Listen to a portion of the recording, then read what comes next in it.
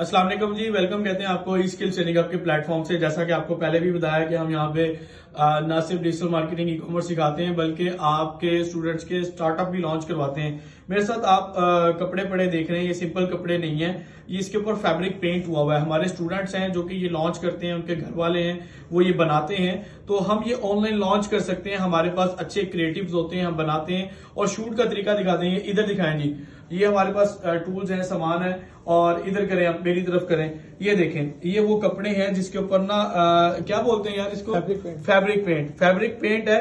तो इसको इंशाल्लाह लॉन्च करेंगे। मैं आपको इनको स्टूडेंट्स को बताने जा रहा हूं कि इसको किस तरह ऑनलाइन सेल किया जाता है। बहुत ही जबरदस्त काम हुआ है। अभी ये दुपट्टों के ऊपर है जो सैंपल मेरे पास लेकर आए हैं और ये बड़ा अच्छा होता है। एक और मेरी फीमेल स्टूडेंट्स हैं, उनकी सिस्टर हैं जो ये काम करती हैं। तो मार्केटिंग और ई कॉमर्स के थ्रू आप अपनी कोई भी प्रोडक्ट, कोई भी सर्विस दुनिया भर में बेच सकते हैं। बहुत ज्यादा इनके पास स्टॉक है जो इंशाल्लाह ऑनलाइन लॉन्च कराएंगे।